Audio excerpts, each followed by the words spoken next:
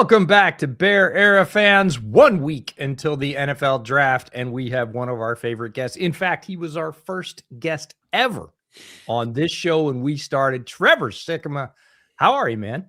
I'm doing great. Like you mentioned, we're a week out from the draft, and I'm to the point where I kind of just want to see where all these players go at this point. I know we have a fun way to do a mock draft exercise today, which I'm very, very excited about, but I'm so excited to actually like analyze where players go at this point. So I'm excited to be here. I'm excited to be at this point of the draft calendar. Thanks for having me, guys. I appreciate it. Yeah, it's coming very quickly, and I think most people, I've done many shows this week just like you, and everybody is in the same place of like, it can't get here fast enough, but I also need all the time I have before the draft. That too. That is very true.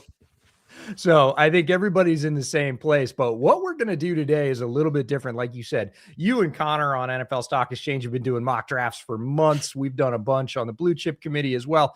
We're going to do it a little bit differently. Typically when we're running a mock draft simulation, we get to a team in question's pick. Today it's Chicago, of course, and everybody kind of round robins it. And then we agree and we pick a player.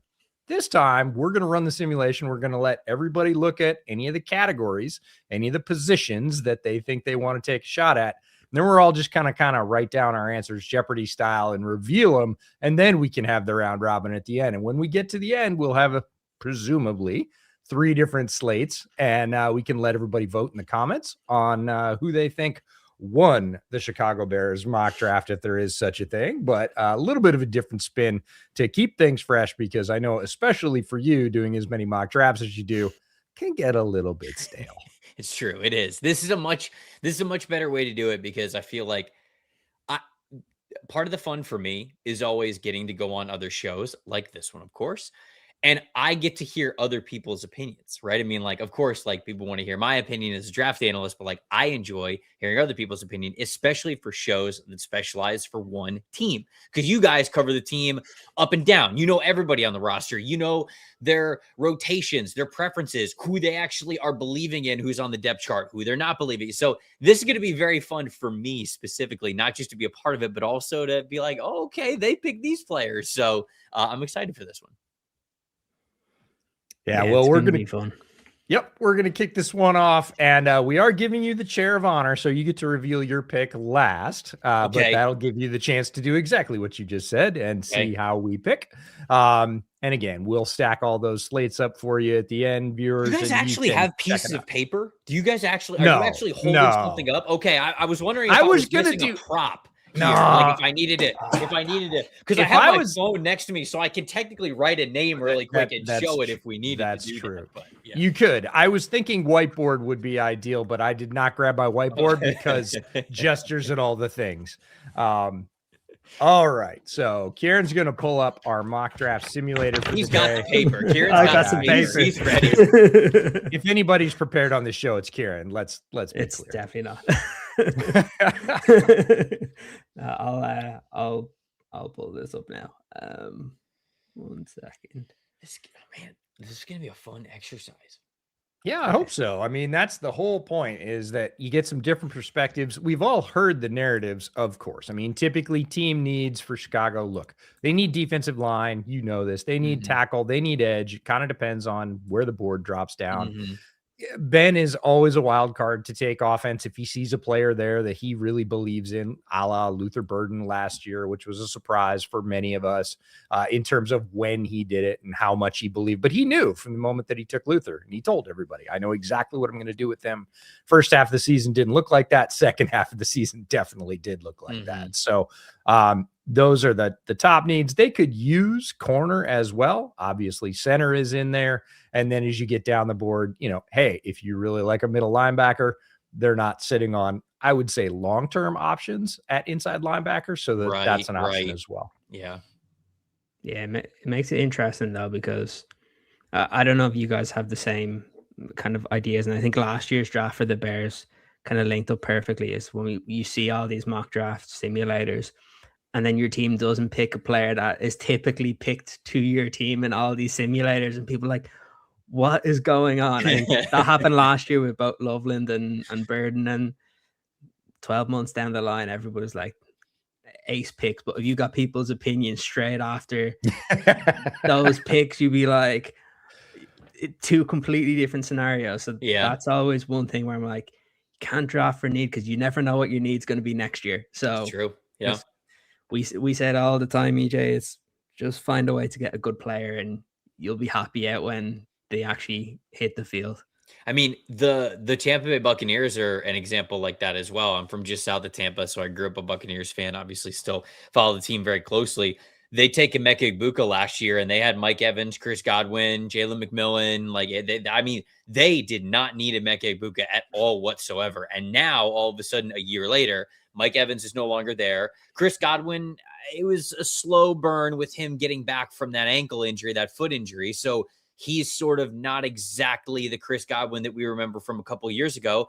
And Jalen McMillan had the neck injury where he barely played until the end of the year. So, like, I try to think about what last season would have been without Emeka Egbuka. And it's, you know, it's like you guys said, sometimes it's just as simple as you've got to pick the right football players because you never know what's going to happen in this game. Yeah, that's Tez Johnson versus the world. And he was better than I thought he was going to be, to be honest with you. He really was, but yeah. I'll rattle through the picks that were here. So obviously Mendoza went first. Arvell Reese went second to the Jets. So Mago went to Miami. Jeremiah Love, Carnell Tate went to New York. Sonny Styles, David Bailey, Ruben Bay, Mekhi Lemon, Caleb Downs, Delan, Monroe Freeling, Jordan Tyson. So let's see, is there any? So Keldrick Falk went to the Chargers. Dylan Tianeman. Interesting. Went to the Vikings, which I think he goes to the Vikings in every mock draft simulator you do. Caleb Lomu, Akeem Messidor, Omar Cooper to Pittsburgh. Spencer Fano, I highly doubt he's going to go that far down, but we'll see. Caden Proctor. I was going to say, this is a cool sim, actually. You don't see it that often. There was already a run on offensive tackles, which you typically don't see on these. So a kind of shoot your idea, EJ, of doing a scenario of an offensive tackle because they're all basically all gone. Yeah, no. And I mean, honestly, in this particular sim, the one that I think the Bears are probably the most interested in, again, if he can play left tackle, Trevor, I know you have this where you time travel because I already said this on several podcasts, but they haven't come out yet. So I feel like I'm repeating myself, but nobody's heard it yet. Max Ahanachor, in terms of an athletically ceilinged player, a guy that is so rare in physical skill set. And I don't know if you run into this as well. Like, everybody says raw. And when I go to Max's tape, I don't see raw. I see perform pretty darn well against some top pass rushers. Yeah, I don't know. I mean, you could use the word raw because he's not great when pass rushers go to their second move. Like, I do notice that he's really good at stonewalling initial moves from rushers, but then it's almost like he kind of remembers, like, okay, you know, have to have the feet underneath me. The hands are up. Okay, this hand goes first. It's supposed to get at this spot. Okay, then the other hand comes in. It's like, okay, I stopped you initially. And then, not that he gives up on the play. I don't want to say that he gives up on the play, but it's almost like he goes, okay, now I'm here. And then the really good pass rushers that he went up against, the ones who seamlessly could get to a counter, those were the ones who were able to, like, soften his shoulders and then get around him a little bit easier than you would think for how well he was able to stop initial moves. So to me, if you count that as like, hey, he just needs to continue to grow and be better at containing counters, sure, like raw. But I agree with you. I wouldn't really use that word to describe him. I would just say that he still needs some development, but I wouldn't call what he is doing raw. I would say that he is because when you think of a raw player, you think of somebody who can't play in the NFL right now. Like that, you don't throw them out there. They're going to be a liability. And I don't feel that way about Ahanachor. I like him a lot. Yeah, that's what comes with the toolsy label a lot of times. And again, if the Bears believe, and they'll know this because they've met with Max several times, if Dan Rochar thinks he can move to the left side, because again, don't really need him at right. Sure, if Darnell goes down with an injury, you can plug him in at right this year and feel pretty good about it. That'd be great. They've got a couple options for left this year, which I think is a luxury, and you don't need him to play until 2027. So if Rochar thought he could transition to the left side, again, a fairly new to football player in a Hanachor, maybe not set in his ways enough. But again, it's just such individual preference with linemen, whether or not they can play right and left. If they thought he could play left, he would be an option. Browns removed that option for the Bears here. Right. So he is not in play. I think on draft day, if he's there, he will be a consideration. But in this draft, he's not going to be. So top player on the board is Emmanuel McNeil-Warren, player that's discussed going to Chicago quite a bit. Caden McDonald, who is I'd say a fan favorite for the Bears. A lot of people want him there. I'm not among them, not because I do not like the player, but I just don't love the value of probably the ultimate run stuffing tackle in this draft at 25. I don't see a lot of pass rush upside. Therefore, I don't feel particularly great about that. And as we go down the board, like Blake Miller would be the next tackle. I know he's one of your fully grown adult sons on offense. That's a Trev special. And then Zion Young, a player that's been in for a 30 in Chicago. Many people see as a prototypical Dennis Allen fit as a defensive end, is there at 33. CJ Allen, if you want to go linebacker this early, I particularly don't, but some people might. And then the outside shot, Chris Johnson, rated at 35 in this sim as an outside corner player, I think is going to be a lockdown corner in the NFL for a long time, especially in a zone heavy system. I know Dennis would like to play more man. He tried to do it last year. He didn't really have great success with it, but he's lurking there as well. So any other categories you want to see, Trevor, before you sort of lock your pick into the back of your brain? No, this one's an easier one for me to do just because of all the mock draft exercises that I have done. Yeah, first pick familiarity, especially I would say over the last month when you start to get into like, okay, let's go beyond the first round. Like, let's get into the second round, let's get into the third round, and you start to, the more of those you do, you allow yourself to sort of like build out a plan, like a draft plan for this team, and so.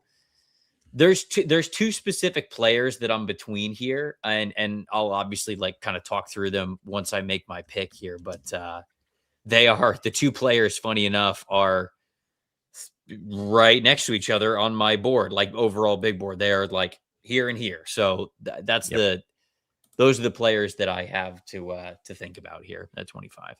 Kieran, how you feeling about the way this particular board dropped?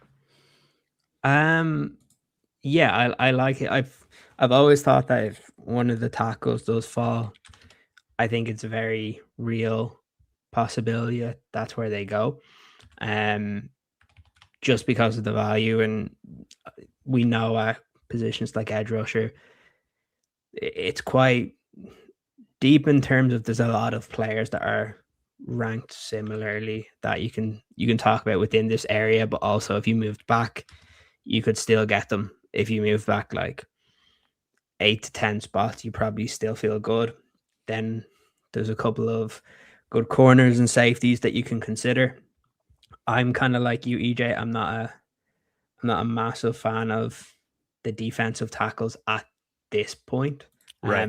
I do like some guys that you'll get a little bit further. I just don't know in terms of the value at 25. Like obviously you see Caden McDonald, and look, if they pick him, it goes back to what we said a little bit earlier. If they pick him, you're like, okay, he's a good football player, so I'm not going to complain. But still, I think there's definitely other options, and I do have there's 3 guys I have in mind at 3 different positions. So it's more of what do I value the most at pick 25 that I don't think I can get the same level of performance when you're picking back again at 57. But yeah, that's where my mind will be at the moment. What about yourself? Well, I'm going to go after you. Again, it's the same as it's the same thought process. We've done this again many times on this show and other shows. We're always thinking about the Bears and value and how the board falls and where the value in the class is. Again, this class is not particularly top heavy in blue chip prospects. It is very strong in, I would say, generally overlooked categories. Inside linebacker is strong. Safety is strong. Tight end is strong. Guard is pretty strong.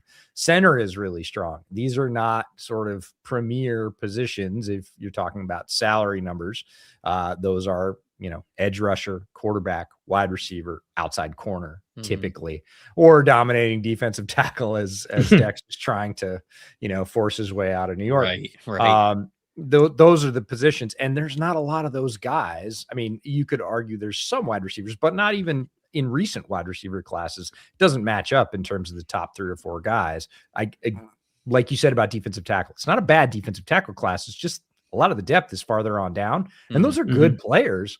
But, does that mean I want to reach at 25 when I know that, getting into the second, the third, and the fourth, I can get good players at defensive tackle, whereas some other positions thin out more quickly. So, Kieran, I'm going to put you on the spot. Who are you going to take at 25 the way this particular board dropped? I'll go next, and then Trevor will round out the 3 selections, and we'll talk about why we picked who we picked. It's a tough one. I had 2 guys ranked basically side by side. And I think I've gone for the position I value a little bit higher, and also where I think it could be important based on what happened last year, where the Bears had a series of injuries at this position. And at 25, I've decided to go with Colton Hood from Tennessee. Let's go. Okay. Yeah. There's a player I really like. I'm not going to besmirch your Colton Hood pick because I like Colton Hood quite a bit. If it was between Colton Hood and Chris Johnson, if I was choosing corner, I think I would choose Chris Johnson. I actually like Colton Hood's style a little bit better for DA, but just players as a player value, I've got Chris Johnson a little bit higher. But I like the nod because when you look at the depth chart, one of the ways I always look at any depth chart on any team when I'm assessing it is, what are you one rolled ankle away from?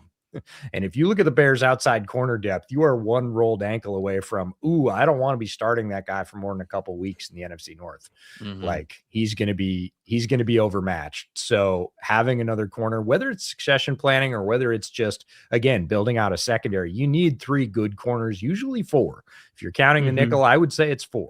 And the Bears are 2.5 because for whatever reason they just can't get on the same page with Tyreek Stevenson. I really hoped he would blossom under DA. Again, when he had chances to play late down the stretch last year, they really didn't want to play him. They've got guys like Zay Frazier who are lottery picks from last year that, again, didn't play at all his freshman season. That does not portend well for his pro chances. So I like the idea of strengthening an area that doesn't maybe look like a need because the top veneer is really shiny, but if you put a nick in it, what's underneath doesn't look great. Yeah, I agree with you to a point on the Chris Johnson. I really like him, but again, I was looking at this as, what do I think the Bears would go for in that situation? You bet. And what happened? Even when Jalen was out there and obviously not 100%, and yes, Nashawn Wright was great at taking the ball away, but he was left on an island. And ultimately, he got picked apart when it mattered most. I looked at Colton Hood. I'm like, how would he fare being on an island by himself? And pretty good. So I was like, I think he would fit exactly the style. From all reports, when it hit free agency, the Bears tried to pay for certain corners, and it didn't work out. Because price went a little bit too high. To me, that means they see that as a very important position to fix up. So I would not be surprised if I had to guess what the Bears will do in the first round. I think they either go offensive tackle or cornerback. So I've gone in this direction. Obviously, there's other guys that are out there that a lot of people have put in mocks, that very, very smart people have put in mocks. But again, I'm just going to go with my gut and think that corner is a very valuable position, especially when your top 2 guys last year got hurt and were out for pretty much the whole season. If they're fully healthy, great. it means DA has much more to go on. But I'm ready to add another stellar corner to the roster. And if somebody gets hurt, I feel pretty good that he can ascend into a very, very good player for years to come. Yeah, I like it. I like the style. I like the rationale. And I like the player. Like, regardless of where he ends up in the NFL, I think Colton Hood is a player that I'm going to enjoy following. Love the style he plays with. Like any player coming into the NFL, he has things to work on, but his style of play, his physical nature right now is going to fit in just fine in the NFL. And there's no shortage of need for corners in the NFL. I'm going to go with Emmanuel McNeil-Warren. He's going to be my choice. He is a player I like a lot. I really like I like how he fits with, again, their top addition in free agency, Kobe Bryant. Like Kobe Bryant in a two safety system with Emmanuel McNeil-Warren. I think they complement each other quite well. I know DA wants 2 interchangeable safeties, loves his 2 high safety system.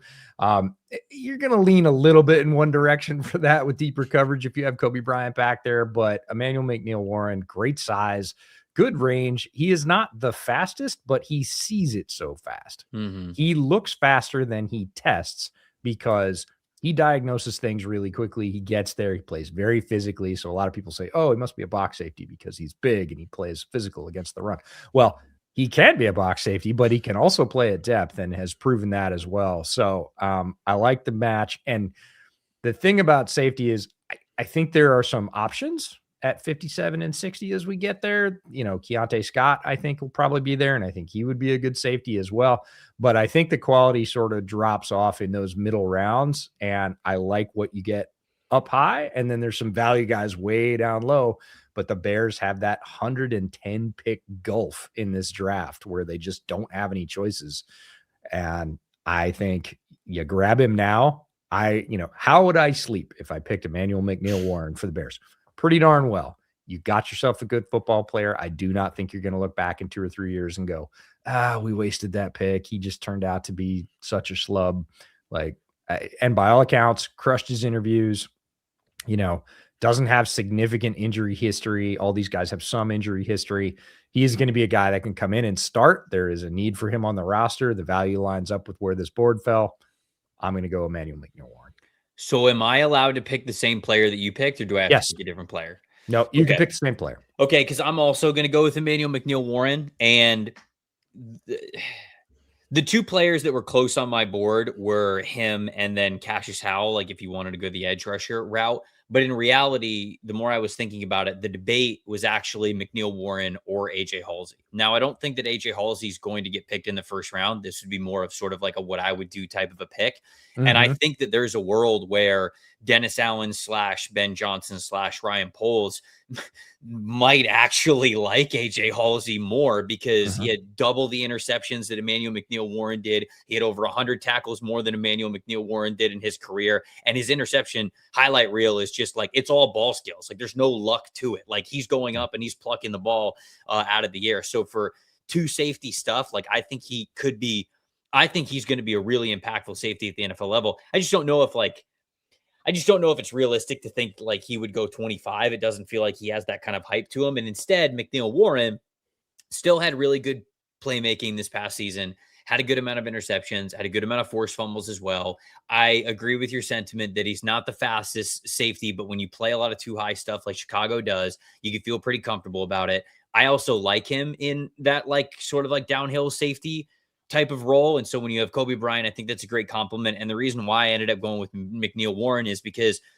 when you lead the NFL in turnover differential, and when you lead the NFL in interception total, and then all of your starting safeties are gone, like that's a daunting thing. Like you can't just, I know it's not realistic to say we're going to lead the NFL in turnovers again, but what you can't do is you can't go from number 1 to number 22. Like, because if Chicago drops off that hard in turnovers that they get, the season's going to be completely different for them. So Agreed. You kind of have to get players where you can kind of coach them the same and say, like, we want you to be aggressive. Like, you have to go get the ball when it's in the air. And I think that both McNeil Warren and AJ Halsey do that very well. I think, like I said, there's a world where maybe Chicago would even like Halsey just because he's done it more in college.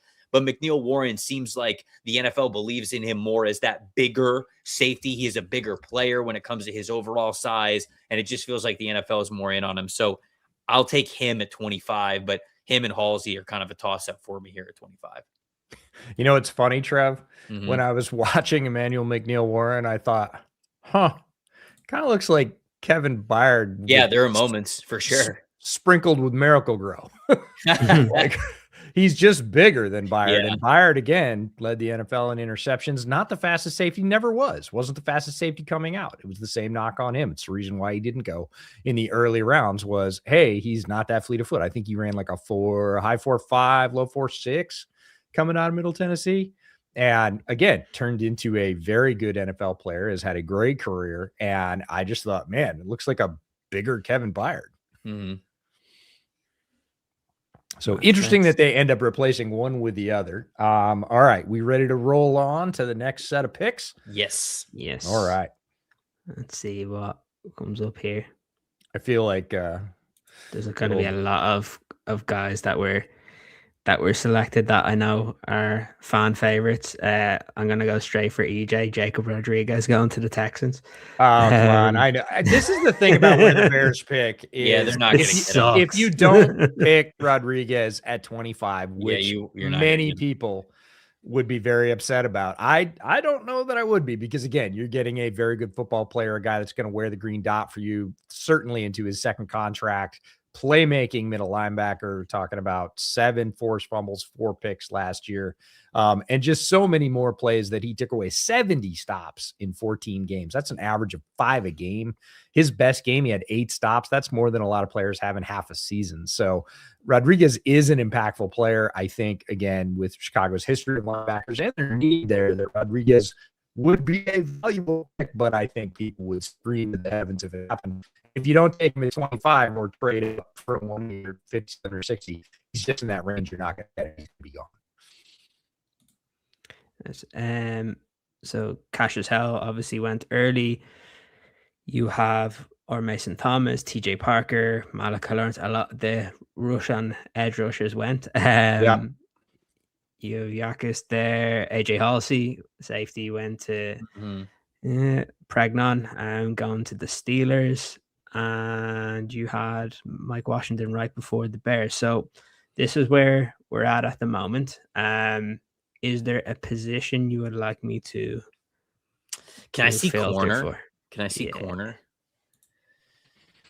Yeah. And this is what I was talking about.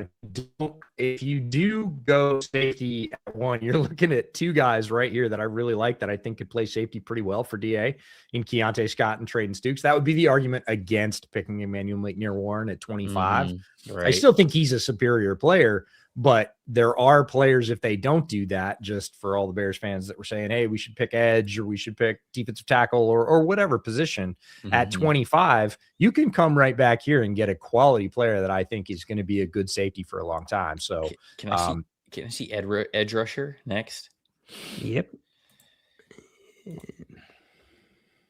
Okay. All right. That's the good stuff. There we go. Okay.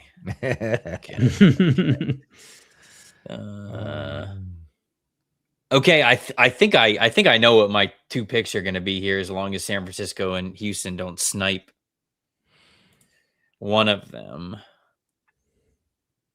I think I know what they are. So who starts off here? Do I start here at 57? Or am I last? We could do it. Which way do you want to do it, Kieran? Your choice. I'll go last this time. Let's do inverse of what we did. Okay. All right. Last time. Little snake draft here. Yep. So I don't love how the board fell for them. Yeah. I would like to get an edge rusher with one of these next 2 picks. I don't think that there's not really a corner that I feel great about, so I think I'm going to let it ride with corner. There's a handful of edge rushers that I would get.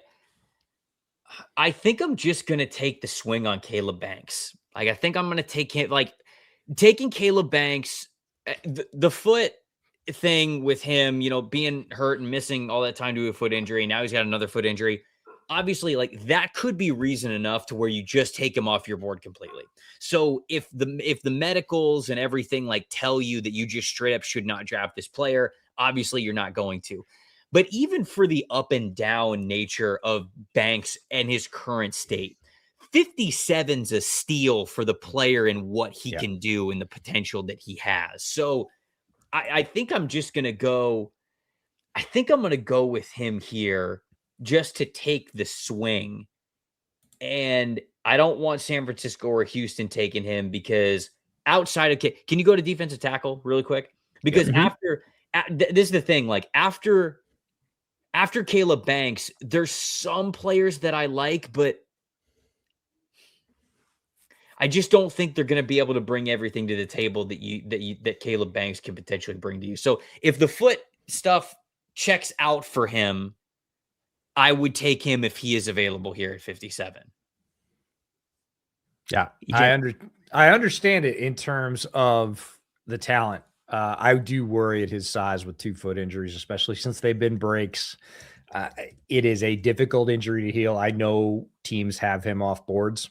I've talked to some team folks that said, no, he's flagged. Like he would need to drop farther than he's going to for us to pick him, basically. So, but this is kind of farther than he should, right? Like that's on talent alone, he shouldn't be anywhere near here. That's what I'm saying. So for him to be available at 57, I'm kind of just going to take the swing, and then I'm going to be a little bit more, I don't know, responsible maybe with the 60, and then what do they have, like 92, like wherever they're at. It is different when you've got a stack of 2 chips right here because you're like, I could throw one of them away. I got one coming up in like 3 picks. So I'd take Banks here. Yeah, I like the defensive tackle stack here. I really like Lee Hunter as a player. He does have question marks. I understand it. He didn't test well. I'm not worried about the testing. The tape is really good. There are other questions with Lee Hunter, but again, I think Lee Hunter is a probably top 40 player in this draft. That's the way I feel about him. You're sitting here at 57 on this board. He's ranked at 49. That's a serious value. Again, if you're comfortable with the player, everybody will say, oh, he's not a DA type. I kind of don't care if you got a player as good as Lee Hunter and you can't fit him into your defense when you need a defensive tackle.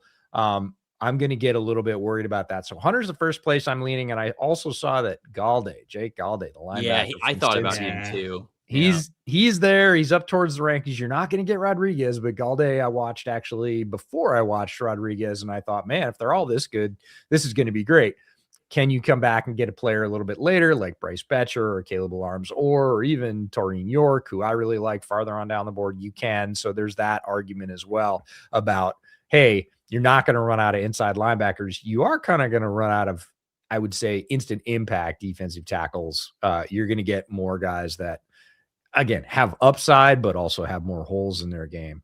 Can you show me wide receiver real quick? I took a look at it, and this is where these 2 picks specifically, I get asked all the time, do you think Chicago is going to go all defense on their draft? I wouldn't be surprised if they did. I think organizationally it would make a lot of sense.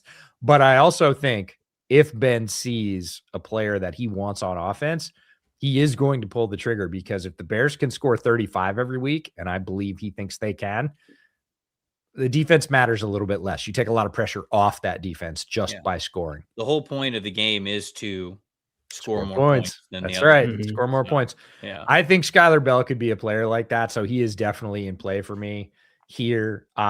He's ranked at 71. I'm going to go with the first one. I'm going to grab Lee Hunter because I believe in the player. It's a position of need, and I think he is going to be a fixture in the middle of that defensive line that is going to be a force multiplier.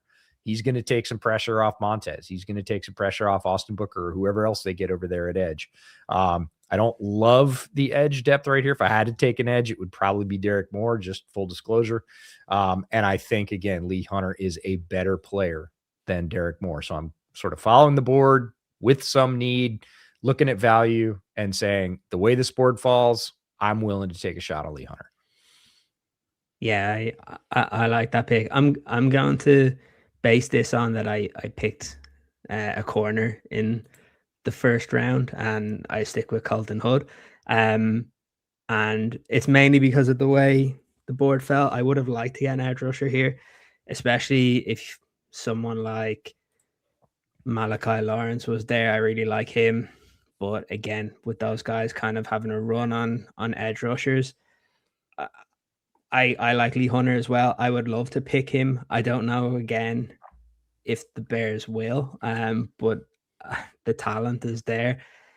When I look overall at the players that are available, if I went corner in the first round, I view Keontae Scott as a potential safety. So Yep. I would probably, again, normally I would like to go kind of more on the defensive line, but the board doesn't stack up the way I would have liked it at this point. So I'm going to grab my safety in Keontae Scott and basically rejuvenate that back end where you've Kobe Bryant and Keontae Scott. You brought Colton Hood with Jalen Johnson and Kyler Gordon, and I feel pretty good then about kind of my DBs going into this season, and then hope we can get some good value players in the next 2 picks. So that's the position that I think I would go. Yeah, I love the player, and in terms of fit, I love it as well. For those of you that are worried about Keontae Scott because he has cornerback next to his name, his snap alignment count in 2025 down in Miami, outside, he only played 6 snaps. Box, he played 196, and he played 489 snaps in the slot. And the slot for Miami, yes, they stacked him on the same side as Ruben Bain and basically dared people to run because he's an agent of chaos around the line. But he also played down the hash against tight ends, against big power slots, because he has cornerback skills at his size, super aggressive, has twice as many stops as any other corner in this draft. So again, you're getting somebody that is a two-way player, even coming from depth. He's demonstrated that he's got the size, the speed, the physicality to play the run from a 2-high system. So I think Keontae Scott would be a shoehorn fit at safety, despite his designation as a corner. I love Keontae Scott. I'm trying to, where do I have him on my board? I think I have him ahead of this. No, I have him at 52. There we go. Close to exactly where he is on this one. So yeah, I mean, ding. But I think that this is really good value to get one of the best run defending, if you want to call him a corner. I have him as a nickel defender. The way that I have guys categorized, I have it much more like sub position categories. So I have a specific position that is nickel defender. So that is like Traden Stukes, Keontae Scott, Kyle Lewis, Jalen Kilgore, right? Like all different shapes, sizes. Like even like I almost put Jake Golday as a nickel defender. He's more of a linebacker, but they have him in that like overhang role. So I have a totally different category for people who play that nickel role, and Keontae Scott's one of the best at it. As your guest, I'll pick your player for this. And here we are back at 60. And again, we had Keelan Rutledge and Danny Dennis Sutton that went right before us. So because you didn't get to go first on either of these goes, EJ, you can go first this time. Oh, you're gonna make me go first. Okay. Yeah. The options haven't changed that much. This really comes down to me for like middle linebacker, but again, there's some middle linebackers that I really like later on. And the Bears have their starters for this year. They do need more depth middle linebacker position, but is it a premium? And the foil for that, can you show me tight end? I didn't look at tight end, so I probably should. Probably this pick is going to end up being Skylar Bell for me, because I think Skylar Bell just insulates the wide receivers in a way that, and I think the way Skylar Bell plays is going to be catnip for Ben. And everybody's going to say, oh, they just went and got Khalif Raymond. They don't need a wide receiver 3. He loves Khalif Raymond. He does love Khalif Raymond. But again, you are one ankle turn away from a starting 3 wide receivers that don't look super good. Skylar Bell, again, position of need, very expensive position. We've seen all the extensions for wide receivers. He was the focal point of Connecticut's offense, all that. Well over 100 targets, one of the biggest yak threats in this entire draft. Trevor's favorite stat about him is 10-inch hands. Doesn't drop very much because he's got huge mitts. Yeah, center is a consideration for sure, but there are also some centers I like a little bit later on. I know a lot of people are saying center, center, center. I actually think Garrett Bradbury is going to play pretty well, but again, it's future proofing. We're talking about future proofing wide receiver, future proofing inside linebacker, or future proofing center for the most part here, because again, don't love the edge depth necessarily. I do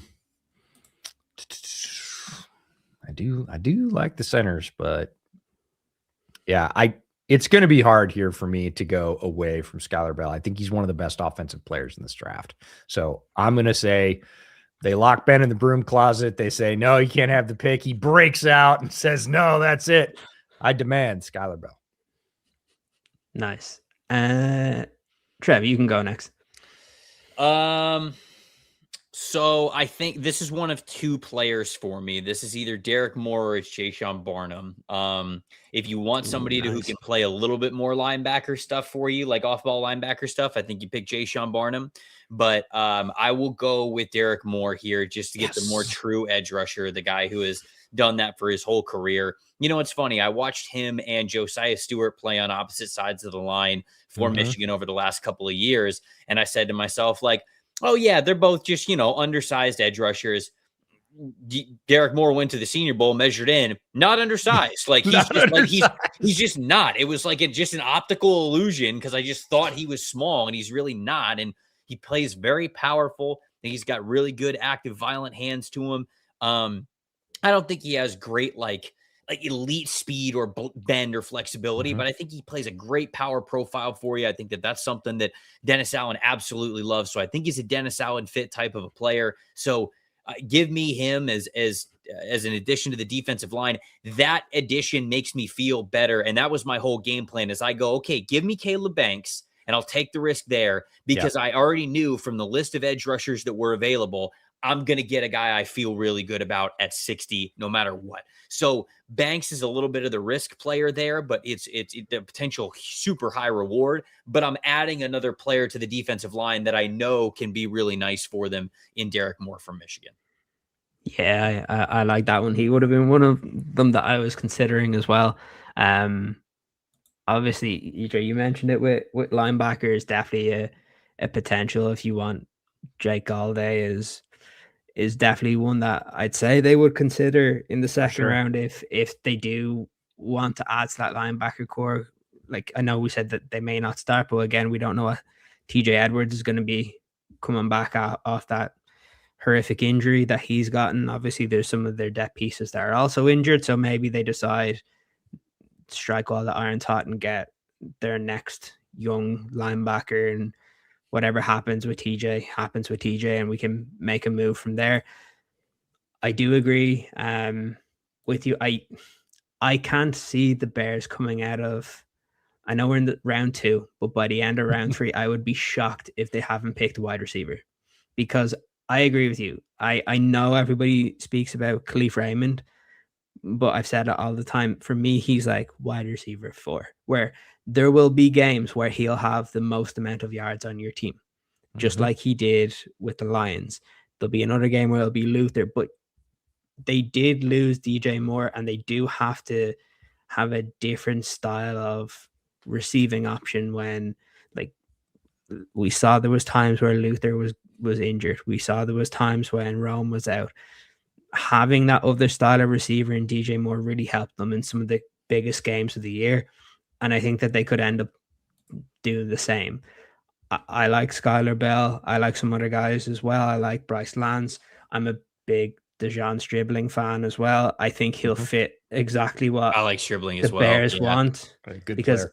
It always goes in my head where Ben Johnson is one of the first lines he mentioned when he came to the Bears talking about the offense was no block, no rock. And you see him dominating that type of the game. And if he does that, he'll get playing time and he'll get his opportunities. So he'd be one I would be really considering.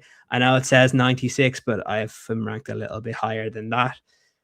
At center, like you, EJ, there's a bunch of guys I like. Obviously, Logan Jones is one. Slaughter, Hecht, one of my favorite players. I'm gonna take advantage of the fact we got Trev here because I actually haven't asked him this in any of our conversations, and we talk all the time. What do you think of Matt Golban? Ooh. Oh, I think he's good. Here, let me open up my notes for him. I have him right here. Because we haven't, I don't believe we've talked about Matt. We talked about most of the other centers. We've talked about Heck. We haven't really talked about Connor Lew a lot. We talked a ton about Slaughter and Jones. They're very popular targets for the Bears, and with good reason. I think they would be excellent fits. Golban is a guy that started like way down the board. They have a relationship already with Michigan State. They picked a guy last year who's a swing interior lineman from Michigan State. They know that program.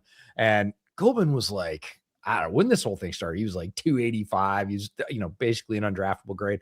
Then you'd start to see him at like 240, and then it was 200. And now on this board, he's 141. I'm seeing him pretty regularly, like 150 to 170.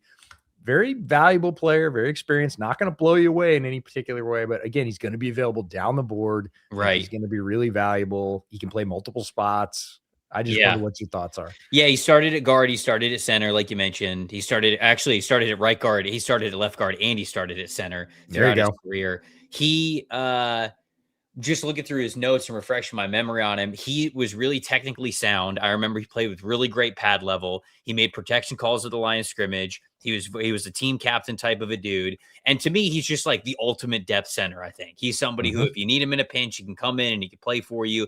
I have him as a zone blocking center. So obviously that's important for a Ben Johnson type of a scheme. You really need a player like that. He just lacks like arm length to me when it comes to like when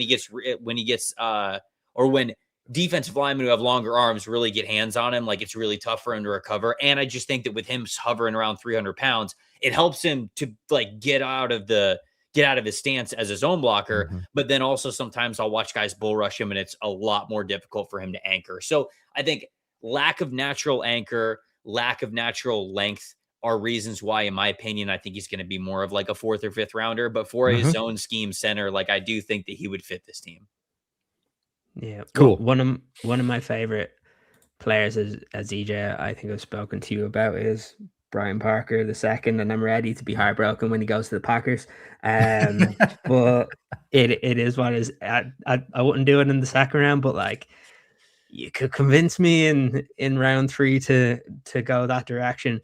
So really, for me, it comes down to who's going to have a bigger voice in the room. Will it be Ben Johnson getting a wide receiver, or will they say, God damn it, we need to get an edge rusher at some point here? So like for me, it'd be between Stribling and Moore, but I do think that the edge rush is that much more important. So I would probably go for Derek Moore and then pray to God at 89 Stribling is still there and then select him. I mean, he might be. I don't know if he, I don't think he should, but yeah. No, it's possible. And I like Derek Moore a lot. He's one of the edge rushers I got to a little bit later. I watched him post combine. So before the combine, was really trying to get through top 10, top 12 at every position. Moore was not in that range. I still don't think he is for me. But when I did get there, I had a very similar experience, Trev. It wasn't with size. It was more with like arm length and whether or not it was more of a power profile or more, one of those guys that just always goes to the outside move. And Moore shows throughout his tape a very nice long arm and the ability to just drive guys when he needs to. And that is something you need on a defensive line. It's not only helpful to set the edge for the run, but sometimes it's the old running back statement. You just got to run through a guy's face. We'll paraphrase. And Moore can do it. And again, when he measured in, not short, long arms, you see the power on tape and you're like, oh, that's not Josiah Stewart. Right. Cool. I like Josiah Stewart as well, but different type of player. So, and there's, I think, more Josiah Stewart type players like Ndame Tucker down the board. Right. You want a DPR that can come fireball off the edge that was very productive. Ndame Tucker is a guy that I really, really like. He's not going to go. He's going to go somewhere on day 3. Again, you can come back and get some pass rush. Is it a starting edge? No, but I didn't necessarily love the value of those guys at 25 here. There's just this weird gap, kind of like what we were talking about with Jake Rodriguez, where a lot of the edge rushers I like go in that gap between 25 and 57, where, you just look at R. Mason Thomas goes off the board and Lawrence goes off the board and all the guys that I would like to pick. I wouldn't feel great about picking them at 25. It would feel like a reach, but if you wait till 57, they're gone. So that's the conundrum. Yeah, absolutely. And then when it did move to 89, some of those guys were still there, and I still have a headache because some of my favorite centers are still there. Yep. I love Logan Jones as a fit Yep. for the Bears, but again, if I hadn't gone a wide receiver in round 2, I still go back to I can't see a scenario where Ben Johnson isn't standing on a table asking for a wide receiver before he gets to 89. So I would, in this situation, I would probably go Stribling, and in this one, I know there'll be people in the chat screaming out center, center, center. I'm like, I don't care. I need another wide receiver to score me some points. So that's where I would go here. Yeah. And there are, again, centers in this class. It is a deep center class. It is a deep inside linebacker class. It is a deep safety class. If you don't get those positions up high and you're screaming about it, Bears fans, and, at the end of night 2, yes, they don't have a ton of picks in day 3 right now. We don't know how that's going to work out.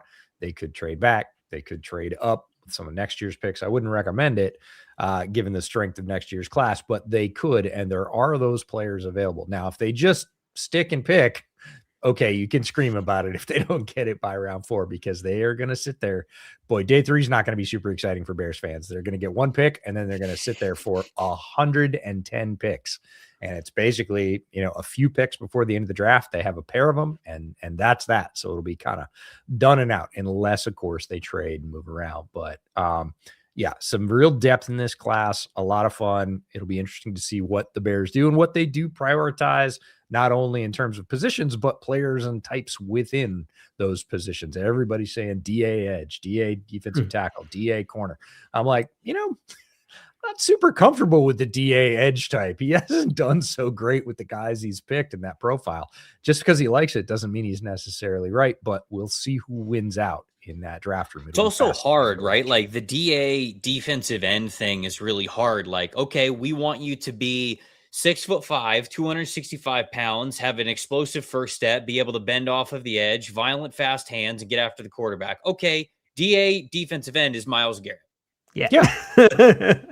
Right. Yeah. So it's just, there's a lot of, or obviously like Cam Jordan sort of like made it famous in New Orleans when he was in New Orleans. And it's like, there's not many Cam Jordans. Like there's just not a lot of those guys, like Ryan Kerrigan's. Like, it's just like, there's not a lot of those types of edge rushers. So I think that, like, I've thought this for a while. The Dennis Allen defensive end is funny to me because if you're not taking a player who fits that size billing in the top 20, they're probably slow.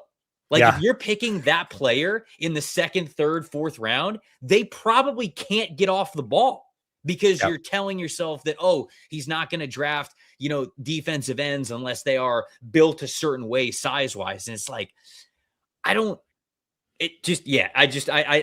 I've thought that way about when people say a Dennis Allen defensive end, it's like, oh, okay, so you want Ryan Kerrigan, Cam Jordan, Khalil Mack, or Myles Garrett. Like, you just want the best defensive end in the NFL. Of course, everybody in the world wants a guy who's 6'5", 265, can be a bull against the run, speed to power is incredible, pass rush moves, explosive first step. Like, that's why those guys go in the top 10. Yeah, exactly. So that's why I didn't expect going on that ramp, but they're not just littered on the sidewalk, but we also see guys throughout this draft, or at least I do, with that size profile without that playing profile, and go, oh God, he's going to pick him, isn't he? Maybe he's going to see the profile and pick him. And there are guys like that in this draft. It does worry me because if you get locked into, I'll just say, any set of specifications that's too specific, not every draft is going to offer up players like that. And certainly not every draft is going to offer up players like that are also good, who don't just hit the size profile. So it's fascinating to me, and we'll see if he deviates a little bit, if he's changed his ways, or if we get the same old thing. So going to be a fascinating draft weekend. But Trev, I know it is a busy week for you, as it is for all of us in this particular area that follow the draft. Tell everybody your plans for the draft so that they can follow you, because obviously you've moved addresses. I would take Jake Slaughter here at 89, by the way. So my draft haul is Emmanuel McNeil-Warren, Caleb Banks, Derek Moore, and Jake Slaughter. I'm good with that. That's cool. Okay. I'm great with that. I'd sign off on that. I'm good. All right. But what about the 7th round? Well, that's probably where I might look at wide receiver. J. Michael Sturdivant as well, another former Gator who could make sense for them. But anyways, everything on the NFL Stock Exchange show, myself and Connor Rogers.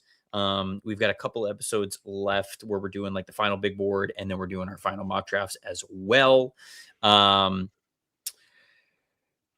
All right, fine. I'll just say it. I'm on Bleacher Report's stream on night 1, 2, and 3 next week, which I'm extremely excited about.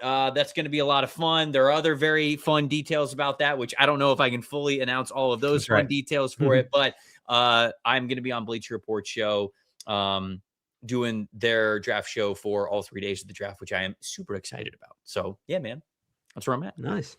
We are thrilled. We're thrilled that you could make time for us, that you came back after being here. You are now one of the few 2-time guests on Bear Era. So apparently we didn't do too bad the first time, but no, always happy to have your time, your expertise. It's great to have you. I'm so happy that you are going to be able to share everything that you and Connor do with the people over 3 days. Bleacher Report's game, let's just put it that way. And yeah, have a good one, man. Stay sane, get a little bit of sleep, and we will catch you on the flip side. I appreciate it, guys. Anytime.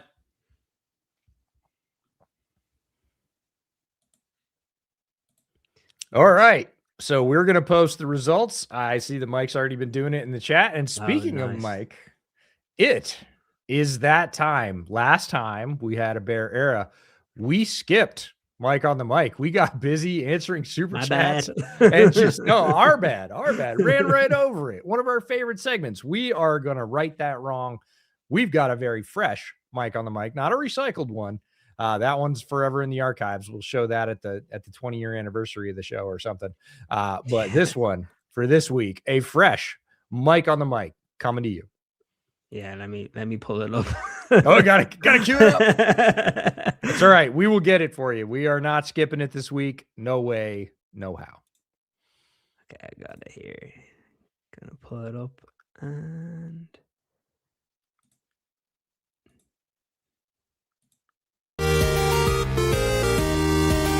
thank you, EJ and Karen, and welcome in, Bears fans, to another edition of Mike on the Mic here on the Bear Era podcast. I'm Mike Mercado. Thank you so much for making us a part of your day, and it is our favorite time of the year here on the podcast. It is draft time, and it is so exciting and such an honor to not only have EJ, not only have Karen, but to have the amazing Trevor on the show as well, as we get some of the best minds in the scouting and drafting world.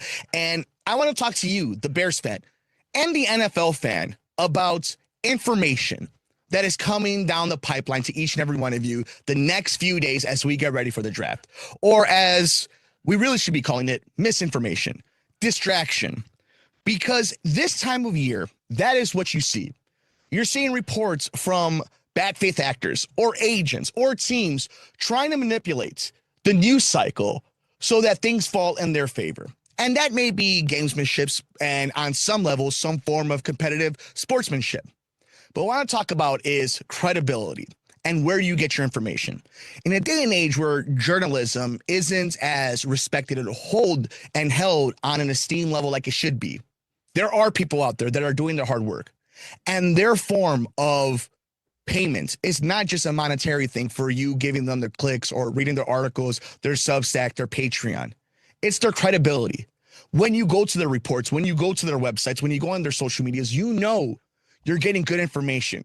You're getting hard work that's been put in hours and hours, days and days. And here on this edition of the Bear Era podcast, we have 3 guys that are doing that. And I want to talk about trusting the right sources, because it is up to us, the sports fan. If we want to be smarter, if we want to be better, if we want to be the best fan that we can be when it comes to our own credibility, it is being able to disseminate good and bad information. So that is the homework for us. That is what's going to be on our scouting report heading into the NFL draft. How do we filter out information? How do we credit and give flowers to the people that are putting in the hard work?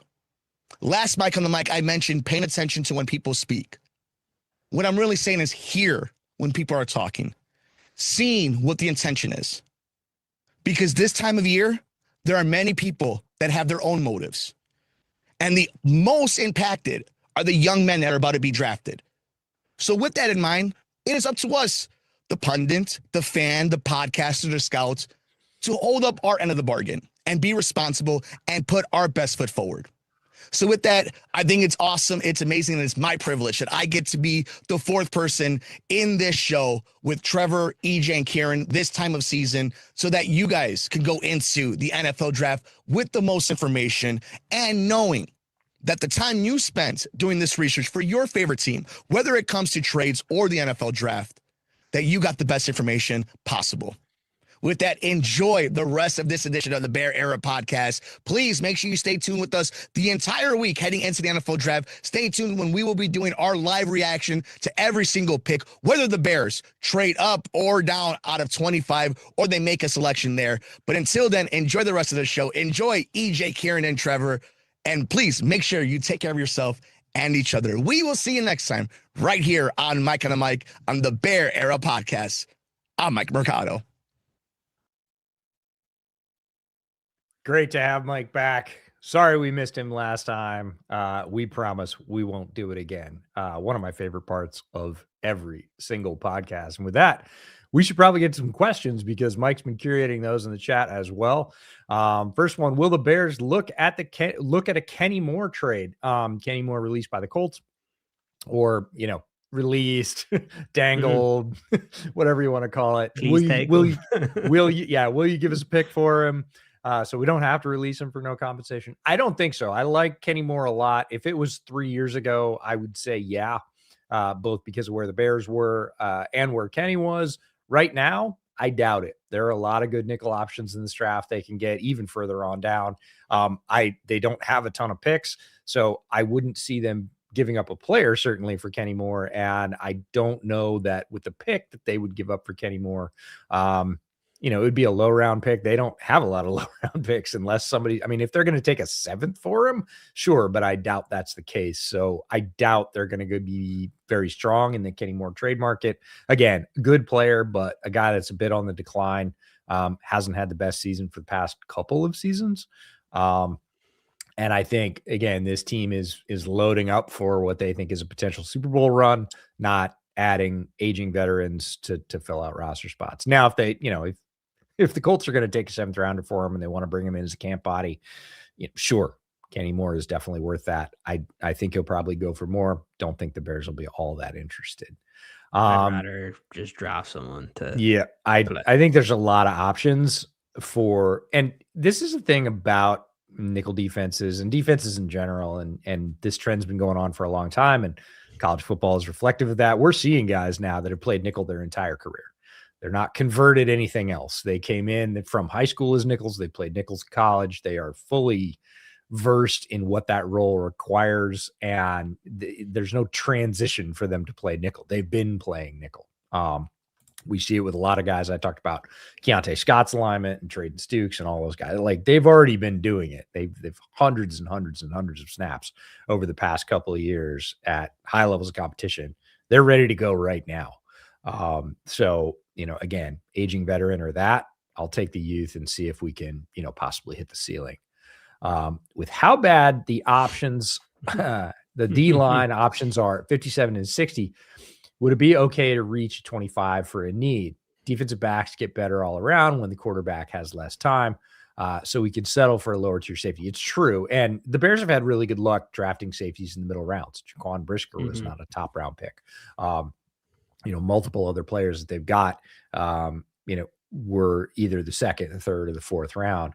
And you can get by with picking a safety, especially in this draft in this round, because there's a lot of players in those rounds that I like, at least where they're projected right now. So yes, you do not need to take a safety up high. The only reason I did that in my particular slate was because I really like Emmanuel McNeil-Warren. I think he is a player worthy of that pick, and there aren't that many others up there. Again, you're going to be, if you have an edge rusher, and the Bears know this already, because again, teams have been building files on these guys for minimum of 3 years. They've known them since they were freshmen, since they entered college football. They have been tracked, talked to, coaches, scouts, measurements, medicals, the whole bit. They've had him in the building. They've had him on the board at the All-Star games. They know who they like and who they don't, and who they think will fit both as a person, as a player. They might say, hey, if we don't get our edge rusher at 25, we don't like our options at 57 and 60 or farther on down the board, and we need an edge rusher no matter what, and we're going to do it. I don't particularly like that style of drafting. I think it pushes you into some reaches that you end up regretting, possibly. The other option is to move around. Like if they get an offer to trade back, which dovetails nicely into the next question, I think they'll probably take it because the talent level is very consistent from where they're at 25 on down all the way through the second round. So if they move back 8, 10, 12 spots, I think they're still going to have a cluster of players that they really like, and it will get them above that level at 57 where you get there and all the edge rushers are gone. And a lot of them typically go in like those last 4 spots, 47 to 57. Guys like Gabe Akis, who they've had in, who's an Illinois guy, like I think would fit their system really well. Gabe's going to be gone before 57. Is he a great value at 25? He's not. You're just sort of stuck. So either you move back, get a little bit, probably not as much as usual to move back, because again, this draft's talent level is so stable from about pick, I'd say about 5 or 6 all the way through the middle of the second round that, you know, if they move back, sure, they could do it. But it is a weird thing in this draft where you get to 57. There's not really, outside of Moore. Moore is the one guy who I really kind of like in that range. Other than that, you're taking shots on guys like Ndame Tucker or Max Llewellyn or whatever else that you like further on down the board, but you're not probably pulling that guy in and putting him in a starting role. Like he's going to be a third edge rusher anyway. So you might as well kind of take the guy with DPR that you can bring in as a changeup to the guys you have. So it's a weird spot. There are good edges in this draft. They just happen to exist kind of between 25 and like 45. Yeah, I like it as well. But I was asking a couple of different people about this as well. And one of the common things that you get back is some of the players that are currently being mocked into the second round are very likely going to be picked at the back end of the first round. Yeah. Who's one that you have tabbed like that? Who's one player? Malachi Lawrence. Yeah. And he's 100%. a guy that I've asked specifically about him and the Bears, and nobody will answer, but one person said you're asking the right question. And which could mean a couple of things at this time. Yeah. It could mean that you're in the right neighborhood, wrong house. 100%.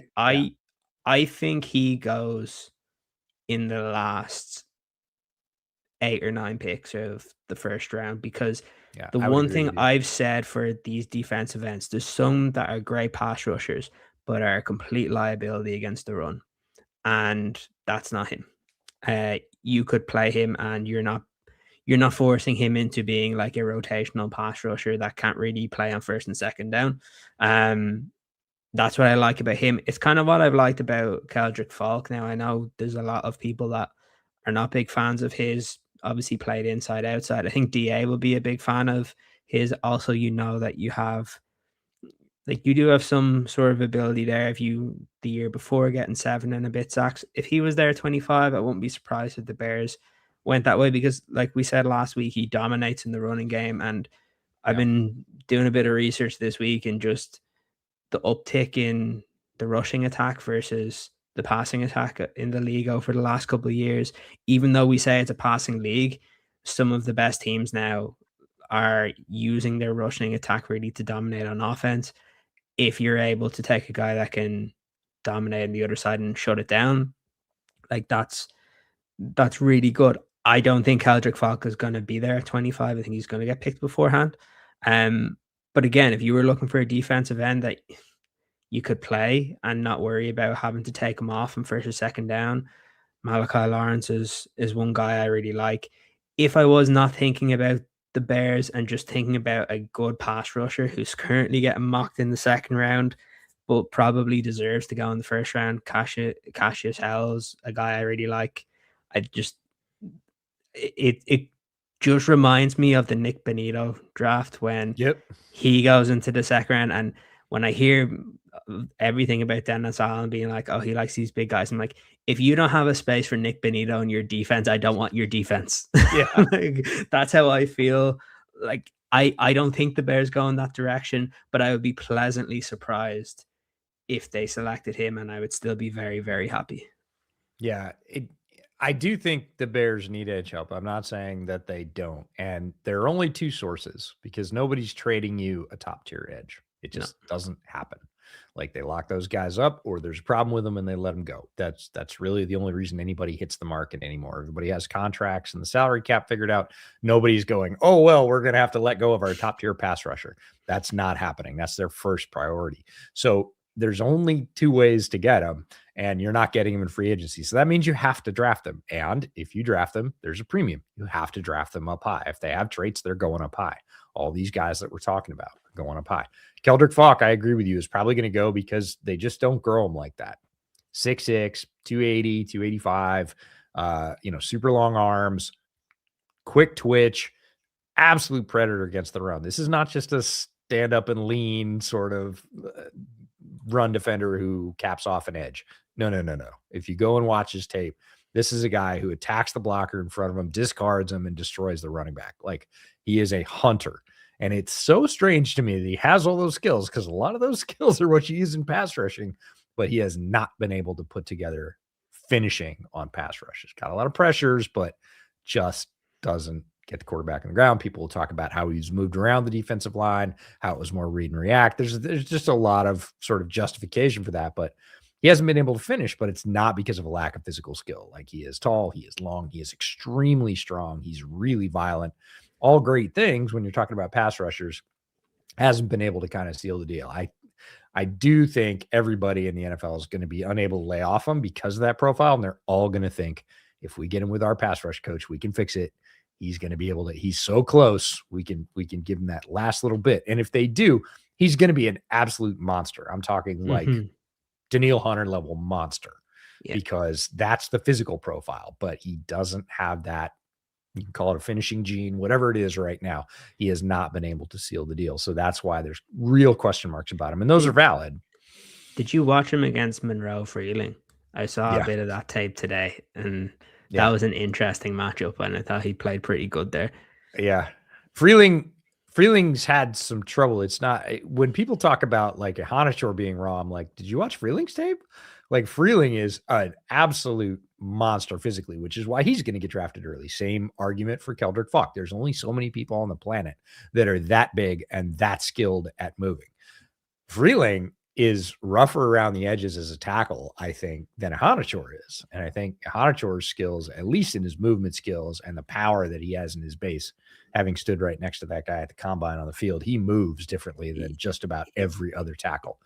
The only guy that's close is Fano in terms of the way they can turn their hips, move their feet, fire, run. When they were doing those run down the alley drills at the combine where they do a couple of moves and then they basically like clear out.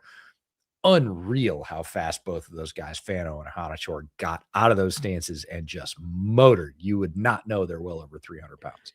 Yeah, Hanachor, it was an interesting one because his draft stock and how people are talking about him is actually very reminiscent of Darnell Wright when he was coming out. I know nobody's talking about him being like a top 10 or 12 pick, and that's where the difference is. But a week before Darnell Wright's draft, he was being mocked into the second round, at the top of the second round, and ultimately gets picked earlier, but everyone's just like, he's an awesome player. If Hanachor got picked in like 14, 15, 16, I'd be like, I get it. Completely get it. He's probably, I mean, it happened in the mock that we ran tonight, but I really think that's going to happen. Not only because of who he is as a player, it is possible he gets to the Bears spot. But I think there's going to be a massive tackle run. I was told, because I asked the question because I know there's a lot of people that are saying, oh, the Bears, they probably won't go that way. But the reality is they brought Hanachor in for a 30 visit. From just talking to some of the like reporters around the team, the reason for it was to see how he moves on the left side. So for sure, that's the reason they brought him in for a Yep. 30 visit. That's the only reason. They knew everything else they needed to know about him. Obviously, Caleb Lomu got brought in. You could see why he could play left tackle. He's more of your kind of, I think, mover, I would say. He's an athletic guy, not quite the same. And then obviously there was a report that at the Alabama Pro Day, Caden Proctor met with the Bears afterwards and had a private workout with them. They did the same thing with Darnell Wright when it was his pro day, but they also brought Darnell Wright in for a 30 visit as well to do more. To beat him up. To beat him up more. Yeah. And I think you can probably rest assured they probably did the exact same for all three of those guys. So that if any of them were there at 25 and they're like, we're not going to get if Ozzy can't go in a year, like we're not going to get into a position to get an offensive tackle, because most years there might be two that are worth taking in the first round. We're just in a position here where you can consider 4 or 5. And I think like the mock today didn't suit it, but I wouldn't be surprised if a team likes Fano more than any of the others. Like he's I know so there are good. teams that do. Oh, I know that. It's that I find it, and this is why I kind of said at the start of the program today is for Bears fans. I know mock drafts are really cool to see what people think. I know these sims are really good, but don't get like fixated on the guys that are there in these simulators for the Bears, because there can be a time where there's guys that you're expecting that will go elsewhere that will be there, and they'll pick them, and because you haven't seen them in all these in like Daniel Jeremiah's mock or Trevor's mock or the mock simulator, don't think it's a bad pick, or don't think that, oh, what are the Bears doing? The reality is here, this particular draft isn't full of these elite level players. The goal here is, with those first 3 picks, can you get 3 starters? If you can come away with 3 starters from this draft, I think you're in a good position. Like, where you may find your really like difference making players over the next 2 years clearly will be in the 2027 draft, because that's legit ridiculous. And there's a bunch of positions that you won't need to target, where there's going to be a bunch of quarterbacks that'll push people down the board there as well. But when you look at this, it's just think of Colston Loveland, think of Luther Burden last year, where nobody expected the Bears to pick a wide receiver at the top of the second round. But that gave them the opportunity to trade DJ Moore to get another second round pick. So like, this is why we always say is teams should always pick whoever the best quality player is, and this kind of goes with this question. Don't jump at a position, because if you do that and you miss, you now have to fix 2 holes next year.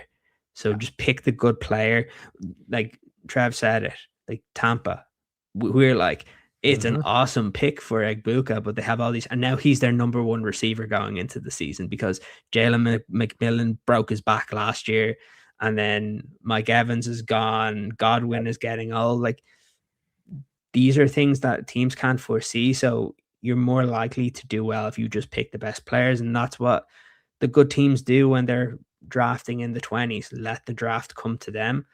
If a team comes and offers you a good trade for you to move back and you can accumulate more picks, great. But it's not as simple as saying we want to move back, because every team in that period, especially in this draft, will want to move back. So the Bears might have to be a bit lucky to do so. But again, I think for me, it's just, if we get to do our review the next day, and when me and Mike do the stream, which I will be like absolutely exhausted during, because it'll be like 3 a.m. by the time the Bears are even close to being on the clock, I may just trade out anyway.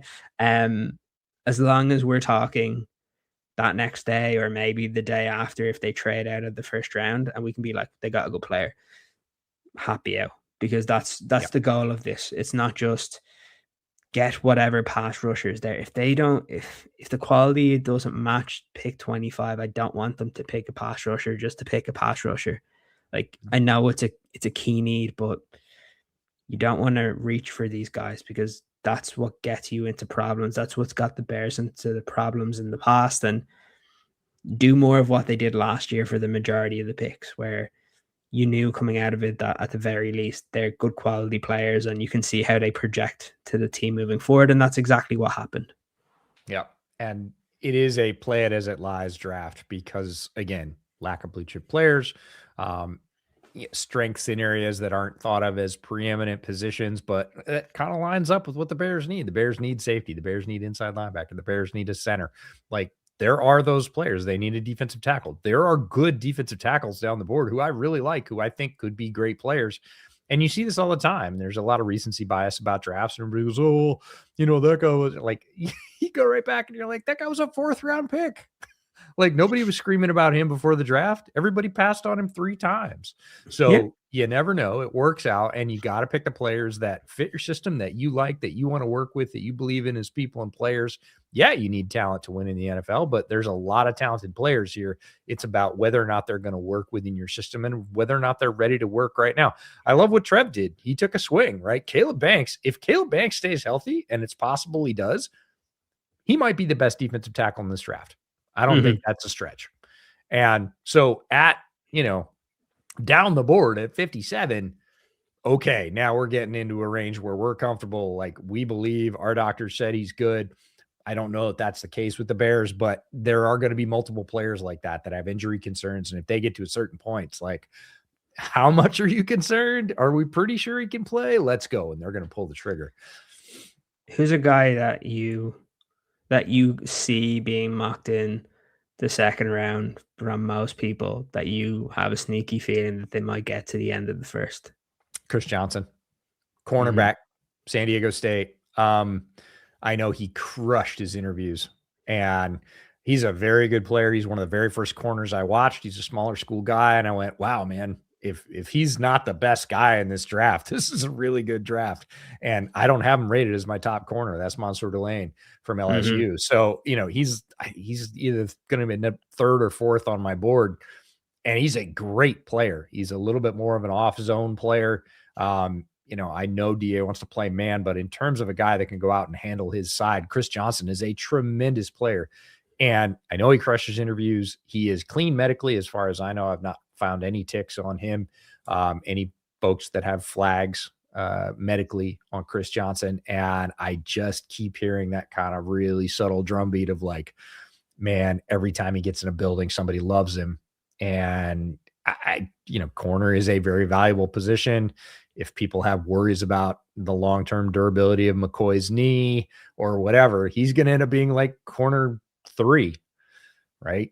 Very possible he ends up being corner 3, and corner 3 could very well go in the first round. So Chris Johnson's a name that a lot of people probably aren't familiar with. If just a first round mock type person, he could end up going on day 1 in the NFL draft. I would not be surprised.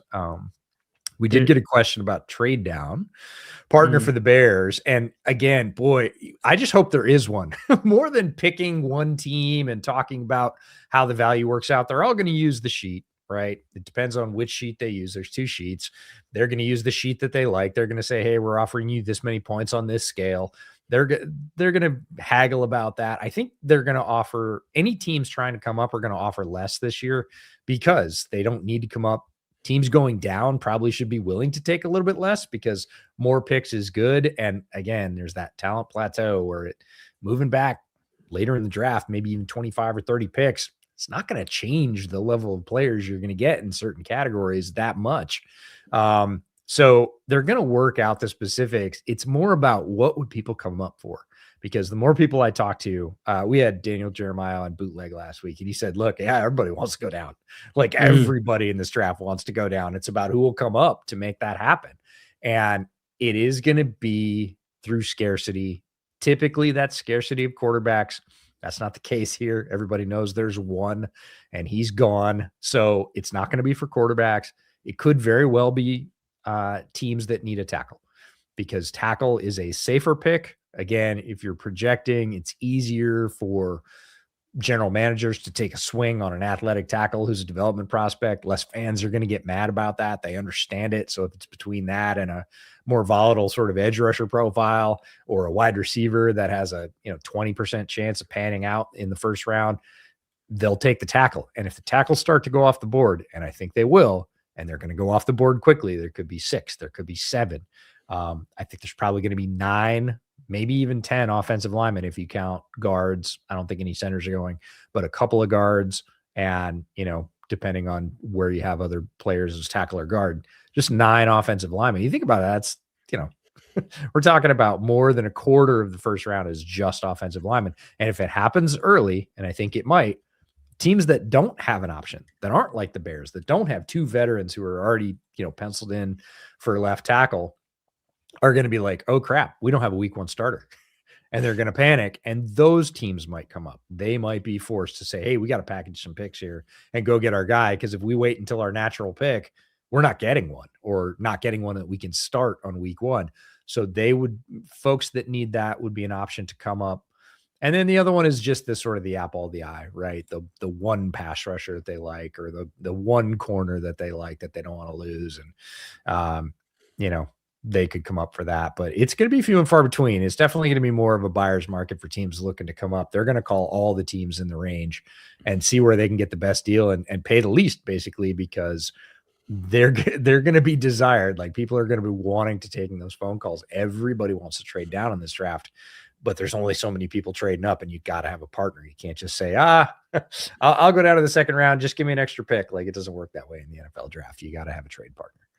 I will say the Bears are if you're looking to trade down in this draft, I think you're in a better position being in the 20s than being at like 15 or 16, because there's too many options. And you're not going to get your value back, is the thing. Is those picks are the way the curve works for value in the first round. It drops off precipitously. Like, those picks in the beginning of the first half, the first round, are so incredibly valuable. It's going to be hard to package enough value to get that, but it drops off towards the end of the first round. Like you said, 25, 28, those picks are much more reasonable, much closer to a second round pick. And, teams will be able to put together enough of a package to get up and be motivated to do that. Yeah. Like obviously in the mock that we did, where there was that offensive tackle run right before the Bears. Like, let's just say that got delayed by a pick or 2. And then suddenly you're looking at Caden Proctor or Max Yenachor. Like, there'll be a team that could move up, and the Bears doing all this work on offensive tackle, they'll be like, well, if you don't give us what we want, we'll just take them ourselves. That's right. That's why you do some of this. The other thing that is possible, just based on the question, is, I know in terms of receiver, we're all talking about Carnell Tate, Mekhi Lemon, Jordan Tyson. It's going to be very interesting to see if any of them slip. I know Carnell Tate will probably go in the top 10. Everybody has him going to the Browns. Question will be, where does Mekhi Lemon go? Where does Jordan Tyson go?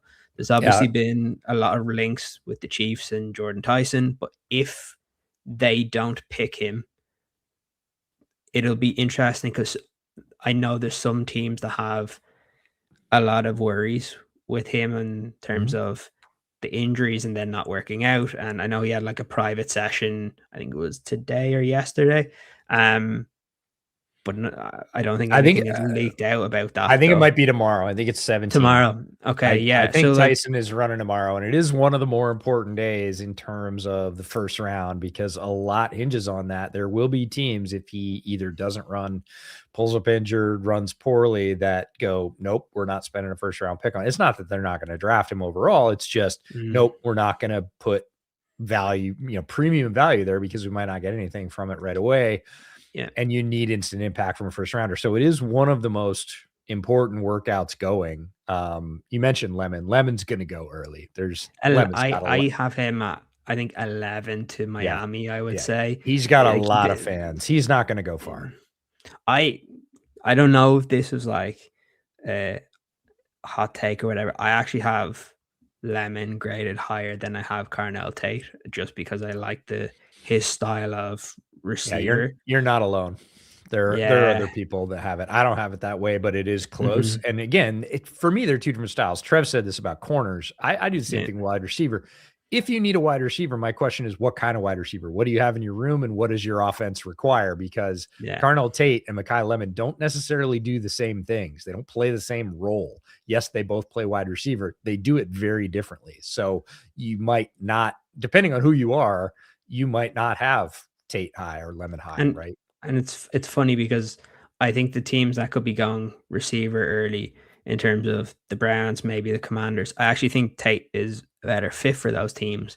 But if you're looking at Miami, and then some of the other teams that are going to go after them that could be interested, like do Dallas re-sign Pickens, or do they, with having 2 picks, will they go receiver?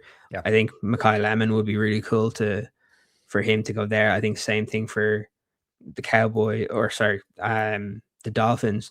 But then like Jordan Tyson, if he's healthy, like he's just as good. And that's the other thing is, if someone starts to fall, or I still think there's going to be, when we get to the end of the first round, you'll probably still see 4, 5, 6 receivers end up getting taken, even if some of those guys that are number 4, 5, or 6 are kind of more top of the second round, but because of the position, they go a little bit earlier. And with that question, talking about the New England Patriots, I know there's everything about them trading for Brown, but if you need to jump a team to go get a wide receiver, you probably have to jump the Buffalo Bills, who are right behind the Bears. And that's actually one where, if you want to move down as a Bears fan, you kind of have to hope some of the receivers fall back, because that's a team right behind the Bears that others will know they got to jump to get a wide receiver. If you love Omar Cooper, if you love Denzel Boston, like Boston specifically, I think. yeah, I think JC Cooper, Concepcion as well. Like if you like those guys, it's Buffalo you have to jump over to get one of those guys. So in that situation, Bears are in a perfect position. But like if it comes to edge rusher, teams could just be like, well, we could probably just trade to like 30 and get an edge rusher. So it all comes to when these kind of flurry of the same positions and the runs of these same positions go. And that's why I think the Bears have been very smart to put out there that they are looking deeply about the offensive tackle, and they should, because they need to. Left tackle is extremely important.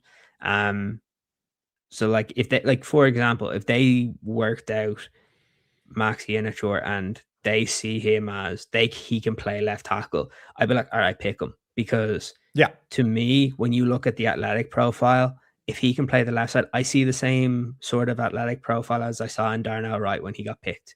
And if that's the case, like if you think he is your starting left tackle for years to come, like I get it with Ozzy, you figure it out, but you pick the guy that can be your left tackle for years and years and years. And if you got to trade someone in a year or two, like again, it's just more draft capital that you can end up acquiring. I wouldn't be mad about it. And I think the Bears are doing the right thing, bringing some of these guys in and being like, if someone like this falls, if Caden Proctor's there at 25, what do we think of him at left tackle? If Lomu's there, what do we think of him?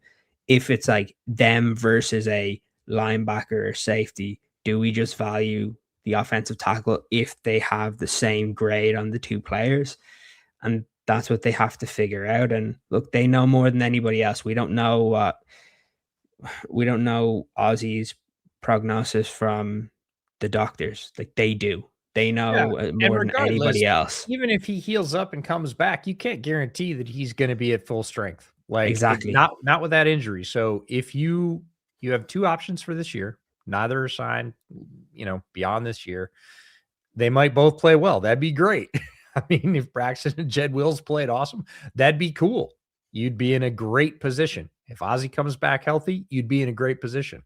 If those 2 guys play and they both move on and Ozzy comes back and he's not at full strength, you've got an empty cupboard at one of the most important positions on the team. So that's the argument for taking left tackle. It's really about 2027. What do we think about Zay Frazier this season? I hope I like Zay Frazier a lot. It was a bummer that he didn't get to play last year. Again, taking care of a situation off the field. I hope he comes back healthy, focused, ready to go. He could be a real asset. He's a quality player. I got to interact with him, watch him at Shrine Bowl. He could be a real boon in the secondary. He could be sort of a, found dollar on the street, right? Everybody thought he was going to be that last year. He didn't get that chance. He could come back. I will tell you historically that players that miss their rookie year for any reason, on field, off field, injury, especially injury, their success rates are incredibly low. Like it's why I always hate it when somebody gets hurt at the end of the college season or in the draft process, even worse. That player is going to miss the majority of their rookie year, depending on the severity of the injury, especially if it's like a knee or something. Their chances that they come back and play very, very well. There are a few guys that have done it in the NFL, but it is well below even the average hit rate for a draft pick. So he's got an uphill climb. He's a talented player. I hope for the Bears' sake and his sake that he plays really well. Jets, if they've taken an edge, which they probably will, they're projected to do it. Do we offer one of our seconds for DE Will McDonald? I mean, sure, you call him. You probably do it right now. Probably say, hey, you guys are going to have a stockpile at edge. We could use an edge. What are your, what would you accept for Will? What would you accept for the rest of the edges on your roster that we have an interest in? And they're doing that with Kayvon Thibodeau. They're doing that with anybody that's been rumored to sort of be on the move or is in the last year of their deal where there's sort of a logjam and the team doesn't have money to pay them. They're doing all that, right? Poles' office has called those people. I know John Schneider's done the same thing for the Seahawks, right? I know he called on Thibodeau. I know he called on Garrett. He's doing his due diligence. Are the Seahawks going to draft an edge? Probably. They just lost a couple. Do they want to trade for one? Sure, if they could for 32. So they're feeling out the room, and the Bears are doing the same thing. I wouldn't mind that. I like Will McDonald. I think he's a good player. He's played pretty well. I don't want to say in anonymity, but a lot of people aren't paying attention to Jets football. He is more of a speed rusher off the edge. He does have a little bit of a power profile, but it's more about speed with him. And it's good, like the classic one-trick pony, but the trick is pretty good. I think Will could be had for reasonable cost, and I would love adding him to the edge rotation. I do not think you're going to get anybody with his kind of pop at 57 or 60. So if they would accept that, great. There's always the contract to work out. But again, if you like the player enough, you can find the money. Even if you move back with the Jets and they move up to your selection at, what was it, 25, you move back, and if you can get some sort of deal, you could include like a day 2 picks and get Will McDonald in the trade. Like, yeah, happy to do that as well. There's a lot of avenues. You've mentioned it as well. They've called on everyone. Like this whole Dexter Lawrence thing, I haven't heard anything since this latest news, but when all the rumors came out about Kayvon Thibodeau, like I was told at that time they asked about Dexter Lawrence and were told no. Because Dexter wanted to be there, or yeah, hadn't said I'm not going to be there yet, which is a whole different stance for a player to take. Like, don't offer me any more contracts. I'm not playing here. You do, but I think the ship has sometimes sailed at this point, though. It feels like it to me. We have seen some players come back from that brink. Miles was famously near there, but making you the highest paid edge in the NFL, that changes things. He's happy to be an Orange for now. Could it happen with Dax? It could, but I don't think, well, let me rephrase that. I'm almost positive New York's not going to spend that money. They're going to put it other places. It's not their priority. So yeah, the ship has sailed. Now it's a question of where he goes. And I got asked, I was on Bill Zimmerman's pod that I do every year before the draft, and we talked about Dexter, and he said, would you do it for 25? Hell yes, I would do it for 25. I would find the money that he is a difference maker. You're not getting anybody in this draft at 25 that is on that level. So if they would take 25 for it, sure. And there's even, some speculation that they would take a combination of a 2 and something else, a 2 and a 5 or a 2 and a player or whatever else. And if that's the case, if you can give up 57 or 60 and something else, keep 25 all day long.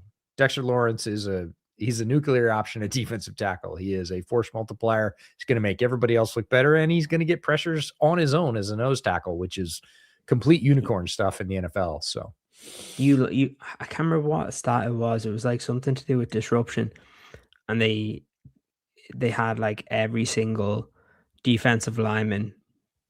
Yeah, And it's he was at the 3 top. years. He was, It's 3 years worth of pressures the last Yeah. 3 years in terms of true nose tackles and pressures.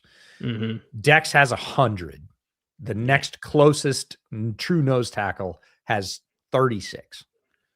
Yeah, Like it's a 3 no times as brainer. much. Yeah. Like I said it at the time that even when it first started to come out, is if they'll accept 25, just get the deal done and we'll be happy, and you don't have to think about it. And look, the good thing is, I know I've seen people say, oh, but the Bears are low in cap space. The Bears haven't restructured a single contract. They will restructure contracts because they need cap space for during the year. So they'll have to either extend guys and then have lower cap hits or do a few smaller restructures. They will do that. So if they know they can get Dexter Lawrence, which, look, the fact of the matter is they asked about it prior to free agency.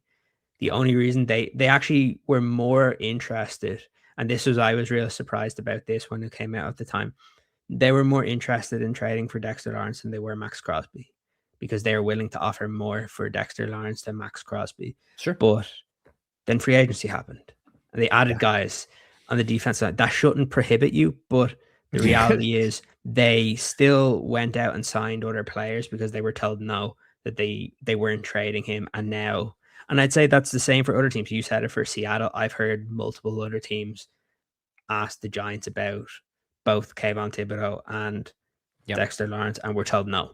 So those things change. It looks like it's changed now. Yeah, so when the player puts his foot down, those things change. So again, that would be, if you're asking me about 25, like, yeah, I picked Emmanuel McNeil-Warren. I like him. Does Emmanuel McNeil-Warren keep you from getting Dexter Lawrence? No, not even close. So there's not many players in this draft that would stop you from doing that. Very few in the entire NFL, quite frankly. People say, oh, we have our defensive tackles. You don't have Dexter Lawrence. Like, you just don't. Yeah. So is picking Jadarian Price irresponsible or BPA if he's there at 57 or 60? At 57 or 60, it's not irresponsible.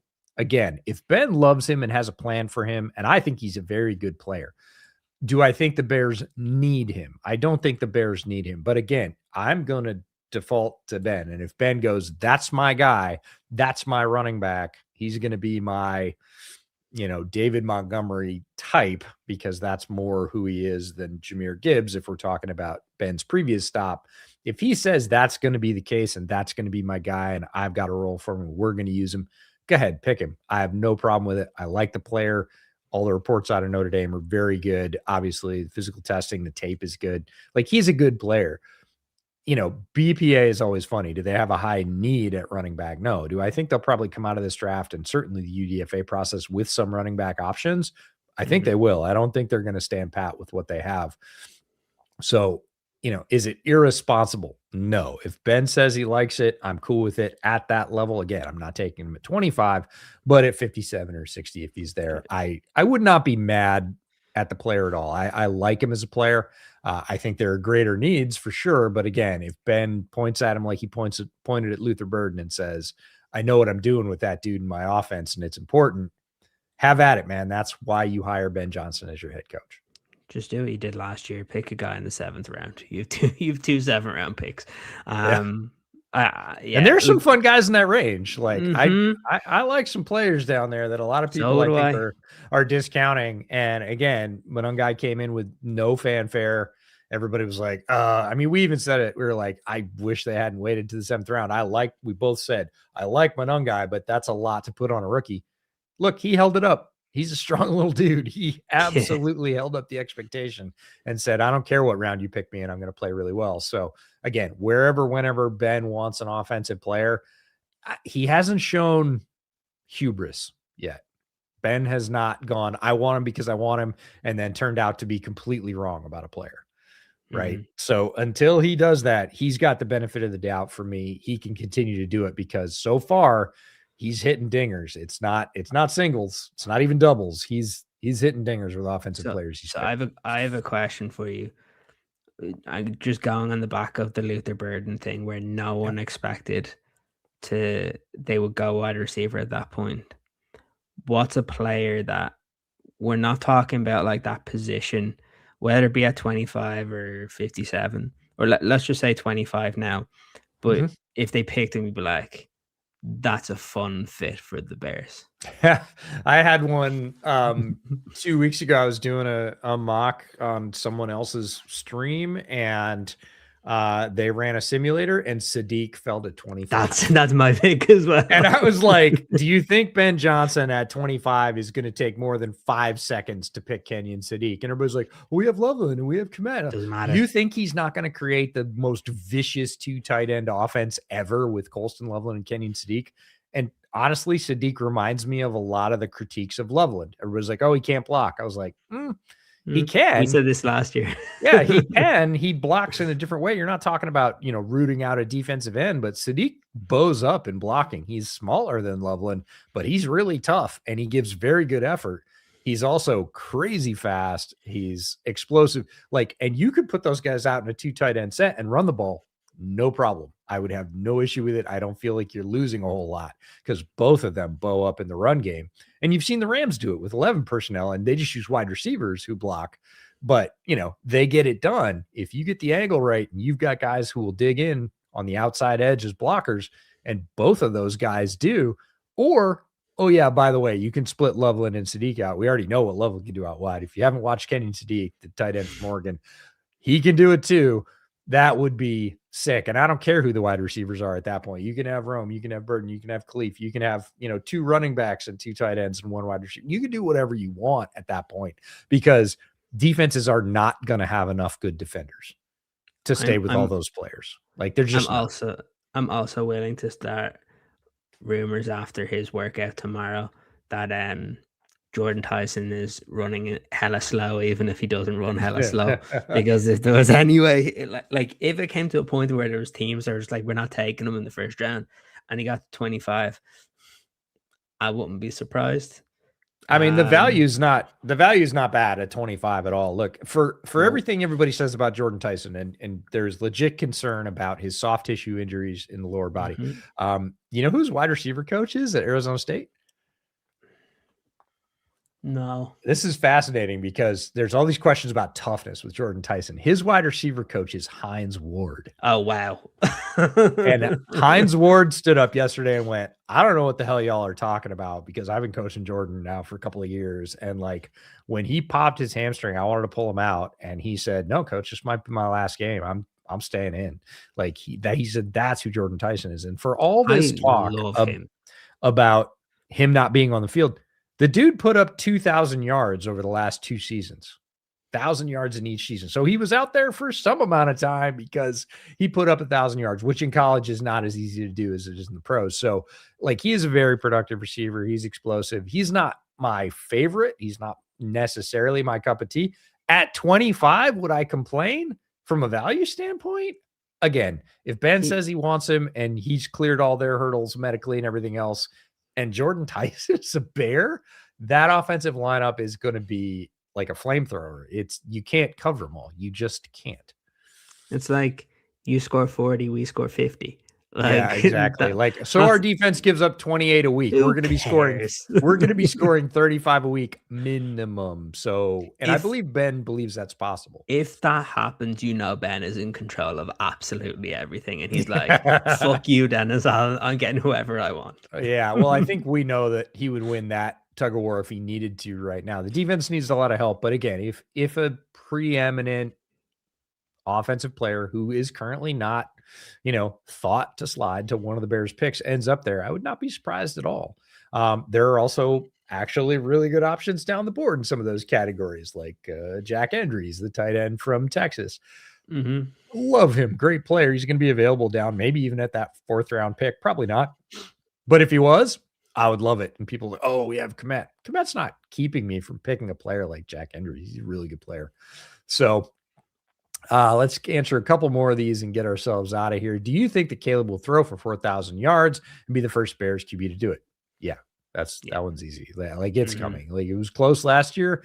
The coolest thing about last year is nobody said anything about it. Before the year, that's all anybody could talk about. It was the story. If you went on any Bears podcast or radio show, is Caleb going to throw 4,000 yards? Never thrown for 4,000 yards. All anybody could talk about. The end of last year, the way last year ended, not one person was like, "Oh, he fell short of 4,000 yards." Like nobody cared. Like we are going into a season where the quarterback isn't a storyline for the first Chicago time Bears forever. Yeah, like people. Anytime I see them try to like redraft that draft class, I'm like, I judge quarterbacks in a very specific way on what I think of them overall.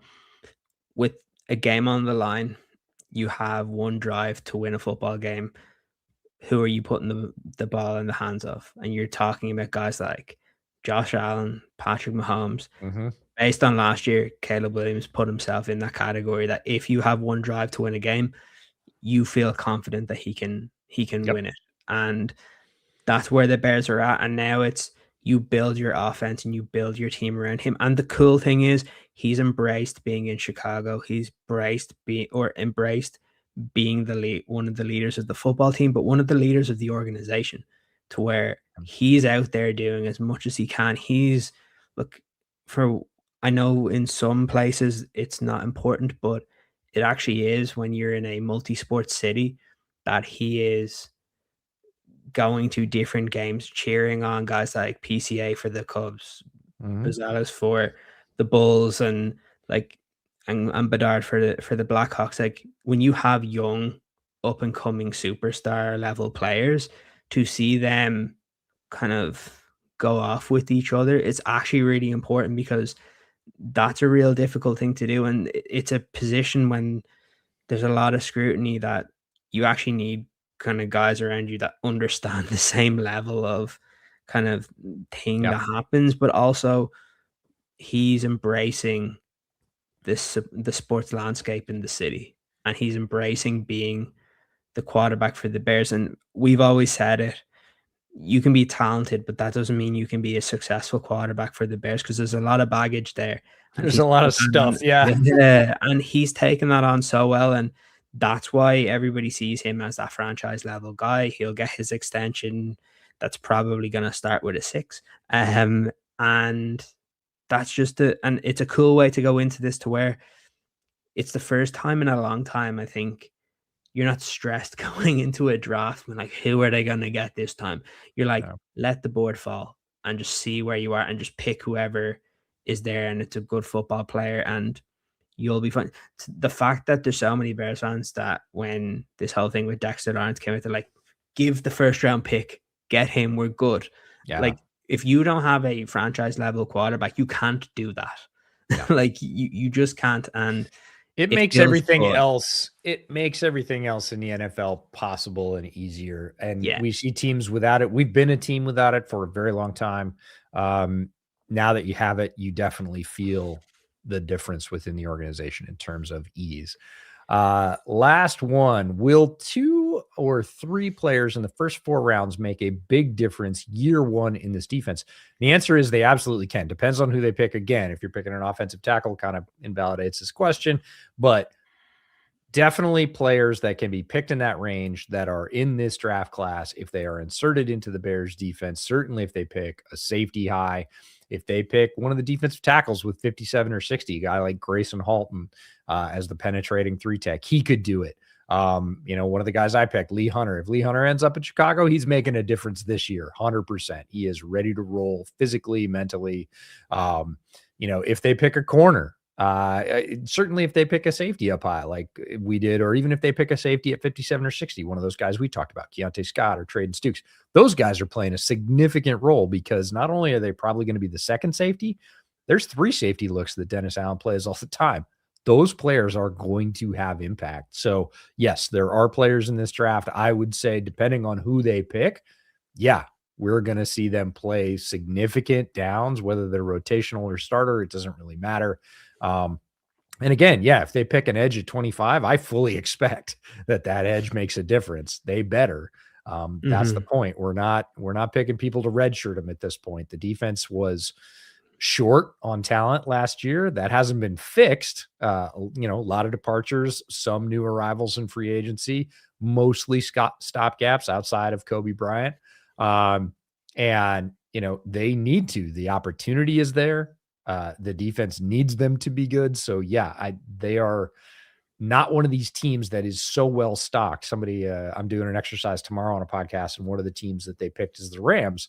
And I was like, if we're talking about high round picks, 1, 2, or 3, like the Rams don't pick a linebacker. The only place they really need help on defense, that defensive line is absolutely sick.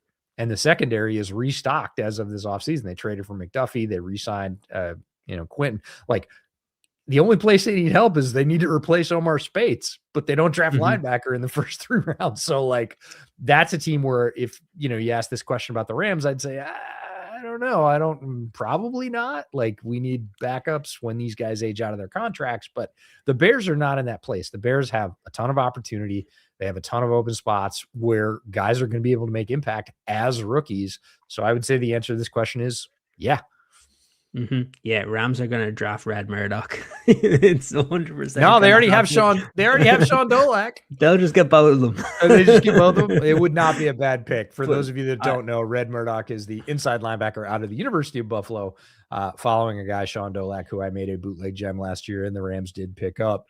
But yeah, Trevor, taking it full circle back to Trevor, and many thanks to Trevor for joining us today during a very busy season. In an early mock, pretty early on, like late November, early December, he was doing one with Connor on NFLSE, and he picked a linebacker in the first round because, again, the board rankings look very different in November. And he was like, hey, this is the best value. And Rams fans took him apart. We don't take linebackers high in the draft. And it was like October. And I love the enthusiasm for the draft that early on. As a draft guy myself, I deeply appreciate it, but I also think it's hilarious. Like, relax. Yeah. To answer the question, I think if they go defense in at 25, that guy's gonna be a big impact. If they go defense, that's not a safety at 25, and they pick a safety at 57, they will be an impact just based on like what you have. You don't have your second starting safety. So if you're picking one on day 1 or day 2, that player is going to make a difference and start for you. If you pick a corner at 25, like I did in terms of Colton Hood, that guy's starting. He's starting opposite Jalen Johnson. If you pick a defensive end, look, it might be a bit different if you take one in the second round, because maybe they have them on a rotation with Austin Booker, with Dio Dengbo, with Shamar Turner. Like, there's going to be, it is going to be dependent on that. Talking about those kind of first 3 or 4 rounds, the only selection where they could take one within those first 4 rounds that don't make a difference in year 1 is if they take a center, because they'll be taking a center for them to be the future. And they probably won't play this year because of it being Bradbury. And that's why I kind of think I liked when you said Goldblin earlier, because I could easily see them moving down a little bit in the draft, getting like some picks in like the 5th and 6th round, and actually going for your center there, knowing that they're not going to start this year, and we're just going to let them sit. And you got to trust them, because look what they did in the playoff game. Where you had McFadden come in that didn't play a single snap and looked good. Much as we trust Ben, you have to say that we trust Rochard just as much. Like, 100%. If he says, I like this guy, and he's going to come in and play rotational snaps, or he's going to be a starter or whatever, at this point, you've done what's been, I'm not going to say impossible, but very, very difficult in Chicago for a long time. You stabilized the offensive line. It was not a question, especially down the stretch last year. And that's a huge difference, just like you said about quarterback. So anyways, 2 hours in. Thanks for everybody that's been hanging out. Chance for us to blow off some steam, talk about some Bears draft storylines, we'll just say that, with one of the best in the business, Trevor Sikkema, one of my favorite people, friend of mine. I've known Trev for quite a while now. One of the most generous professionals I know in this business. When I reached out to him after his recent change in employment, he said, "Hey man, you don't have to worry about it. You know, I'll come on. I'll absolutely help you out." And to have that kind of generosity professionally from one of the best guys doing it right now is a real boon. So thanks to Trevor, thanks for him coming on, thanks to all of you for hanging out, for asking questions, for supporting us here on the show. Again, you can follow Kieran and Mike as they react to all the picks. I'll be over on the Bootleg Football channel doing the same thing for every single pick in the NFL. So if you want to see that, check it out. Head over there, subscribe if you haven't, and yeah, we are not going to see you as a group before the draft because it is 1 week from today. But we will see you after the draft. We are lining up some special guests, some Chicago locals who have a national presence who will help us react to the Bears class, whomever they pick. So stay tuned for that. If you haven't subscribed here, make sure to do that. You get all the good draft coverage, and we will see you pretty shortly. But between now and then, enjoy the draft. It's been a big buildup. The Bears are in a good spot. There's a lot of great players they can pick, and this hopefully propels them to the heights we all hope they'll be at. So until then, we'll see you.